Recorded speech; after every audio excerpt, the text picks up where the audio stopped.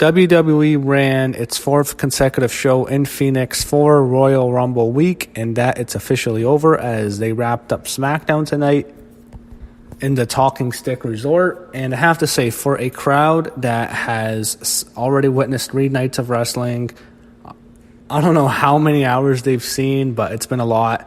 They were still lively for SmackDown, and that says a lot about Becky Lynch because Becky is so over. She gets reactions no matter what.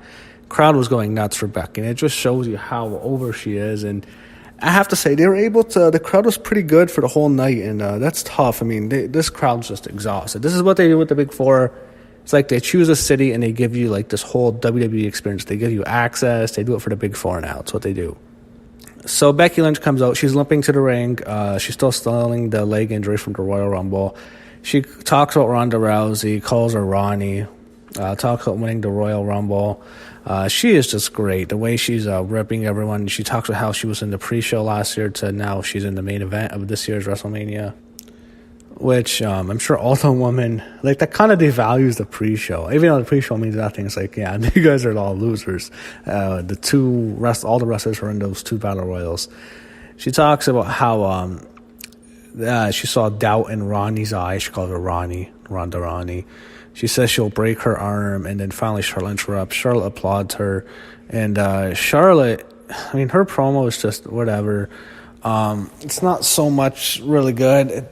I have to think, Charlotte to me just doesn't belong in this match, and I like her, but I don't think they need to put her in this triple threat match. I don't want to do a triple threat. The way I saw this right now, Ronda Rousey, Becky Lynch is a money singles match. I think that should be the main event. That should just be a singles match. I don't think you need to add Charlotte. And I hope they decide to stick with the singles, because I think if they do a triple threat, it's going to devalue it, because Charlotte is nowhere near as over as the other 2 right now. And not the sense that the crowd loves Ronda, but that feud is really over. And I think adding Charlotte as a third wheel, she'll just devalue it. Even though it'll be a great match regardless, Ronda and Becky will be great, and Ronda, Becky, Charlotte would be great. It's just, I think the best money feud right now is just a straight up singles match. I think you have Charlotte work with Asuka for the SmackDown Women's Championship. I think those are 2 great women's matches, 2 extremely strong matches to go with for the women at WrestleMania for the title matches. So Becky punches Charlotte, and then Charlotte's mad. She lays in the ring. Becky limps, and then Charlotte attacks Becky, takes her to the ground. They're separated. Becky gets up, and Charlotte takes her down, and they keep attacking each other until they're both pulled apart by the refs. Segment was okay. Nakamura is in the back. R-Truth comes out, and he talks about how he has to put Nia Jax over. It's like, oh, God, I hate that bitch. So R-Truth's out for a match with Nakamura for the U.S. title, and there's a holy shit moment. R-Truth is the new United States champion. Out of nowhere, I don't know what the point they're doing with Nakamura. They just gave him the title at the Royal Rumble. Maybe the whole thing with Nakamura and Rusev, they were just doing that as a way to get set up the Women's Rumble. They thought, okay, we can injure Lana. We'll take out Lana. We'll do an ankle injury and she can't walk. And then what we'll do is we can just have Becky take her spot. It seems like here they never really wanted Nakamura as champ again. They just, all right, we'll just put the belt on Nakamura because we have to shoot that angle. But why R-Truth? What do you want with R-Truth? So after this, they have Rusev come out and he's with Lana. Lana's in a brace. He's arguing R-Truth and Carmella. And Carmella, being the baby face that she is, injures a poor woman with an ankle brace. She's in a walking boot. Not an ankle brace, in a walking boot. She shoves Lana to the ground. Rusev gets mad. R-Truth says, fine, we'll fight. U.S. title match, R-Truth and Rusev. Doesn't last long. R-Truth pins Rusev and retains the U.S. title. I'm thinking to myself, what? So Rusev's a heel again. R-Truth is a joke champion. We know he's not. Come on. You're not going to have R-Truth as champion. Maybe he's a transition champion. Maybe they're going to get it like on the top star or something. I don't mind that, but come on. I don't want to see R-Truth as the U.S. champion right now. Like, this is a joke. It devalues the title right away. It's like when the B team was the Raw Tag Team champions for like 2 months. Just devalues the title. You don't need R-Truth to be U.S. champ with Carmella. It's a jobber gimmick. I'm sorry. But he gets the title, and just the whole segment was... And after the match, Rusev turns heel. Him and Nakamura, I guess, are going to be a tag team. That's what it looks like. Look, you know what? That's probably the first opponents for Shane and Miz. They'll beat Rusev and Nakamura. That's probably what they're going to do. They both beat up R-Truth after the match, so it looks like they're a tag team now. They show Becky and Charlotte replay. So they show Becky limping in the back. Kayla Braxton interviews her, and Becky says she needs to leave, and she gets in this amazing vehicle. I don't know what exactly it was, but Jesus Christ, she has some money now. She drives off. So it's just kind of it was just an awkward segment with Becky and Kayla Braxton. I don't know. It didn't really make Becky look good at all. It's like she just leaves. So they show R-Truth, he's in the back. Zelina Vega comes out while Rey Mysterio is in the ring, and she says she knows Rey's the reason why she's barred, and he couldn't get his eyes off her. Almas comes and beats up Rey, kicks his ass, beats up Rey Mysterio, lays him out, so they're going to continue that feud. They show Rusev backstage with Luke Gallows and Carl Anderson. Rusev just kind of tells him to go back to catering where you belong. And then he announces he's going to team with Nakamura to face them, so it's clearly where they're going. They're clearly going to be a top heel team. Shane and Miz are in the back. They're just going to enjoy a celebration later tonight. I don't care about that. So they're showing highlights of that Fighting with the Family movie. I don't know if I'm going to watch that. It might be really bad, Fighting with My Family, but I might review it just so I can add it to the channel. I think I want to see the reactions on some people, the way they think of the movie. I might just review it. And I'll go to the theater, I'll pay for my ticket for this movie, and I'll review it to see if it's really bad or maybe it's good. You never know. Miz and Shane are in the ring, and there's confetti everywhere. It's like, this sucks. I hate these guys. Yeah, the Miz's dad George is funny and all, but it's like, I just don't like Shane. I'm so sick of seeing him being pushed this way. So they show Mandy Rose and Sonya Deville backstage with, I think it's Kayla. And I never get enough Kayla. It show as much Kayla as we want. And what they do is they announce they've declared themselves for the Elimination Chamber Women's Tag Team match. They just, all right, we're just going to be there. They've declared themselves. I don't know why. I don't know how they've declared themselves. I don't know who gave them the authority to, but I guess they're just going to be a part of the match.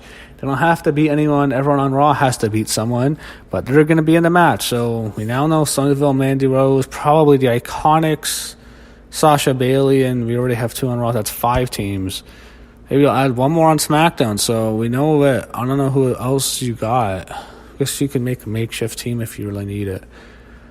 So we have a qualifying match for the SmackDown Tag Team titles, Fatal 4-Way Elimination match. You have the Usos, the New Day, it's Kofi and Big E wrestling, Sheamus and Cesaro, and then Heavy Machinery, Otis and Tucker.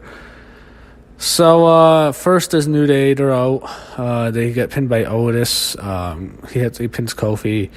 Next is Sheamus takes out Tucker Knight. He pins him with the bro kick. So they're going to protect Otis, obviously. You can tell they want to protect Otis. And then as soon as the bar gets the elimination, the Usos pin him quickly, and the Usos win. So they're going to have the Usos job to Shane McMahon and The Miz. That's bullshit. They show Daniel Bryan, and he knocks food out of a backstage worker's hands. That was actually funny. Daniel Bryan's great.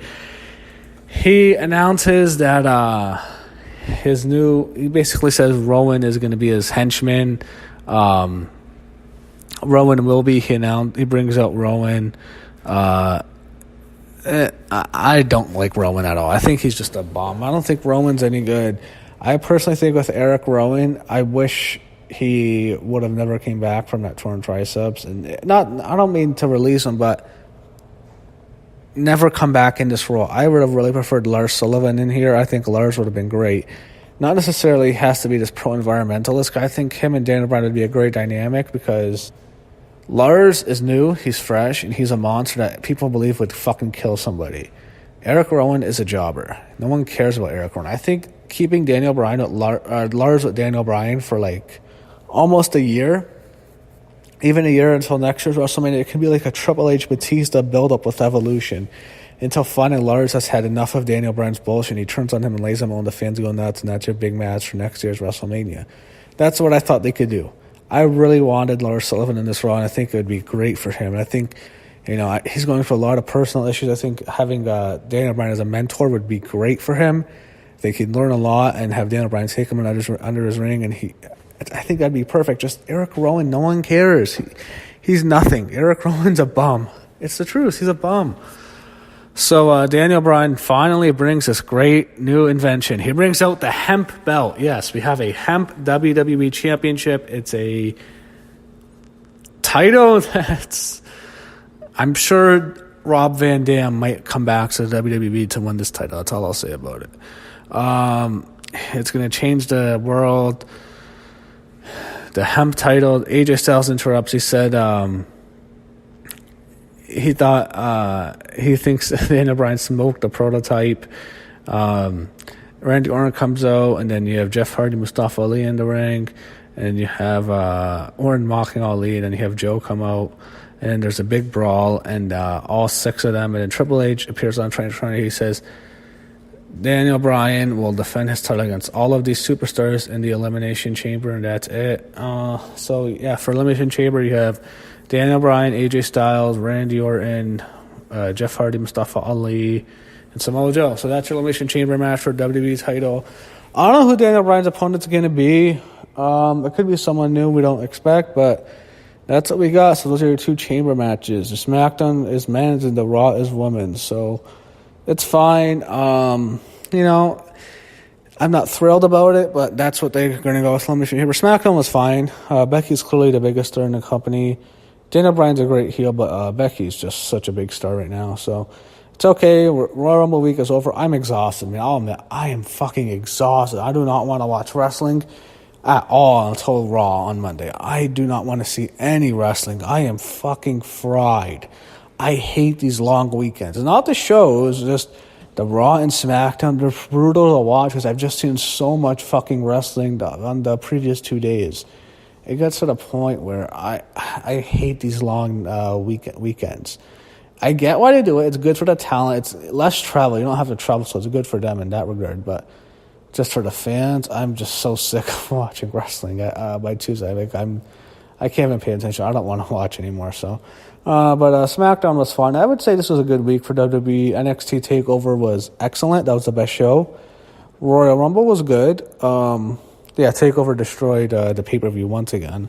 But Rumble was a good show. Raw was pretty decent, too. And SmackDown was decent, too. So I'd say all 4 shows were good. So good week for WWE in Phoenix.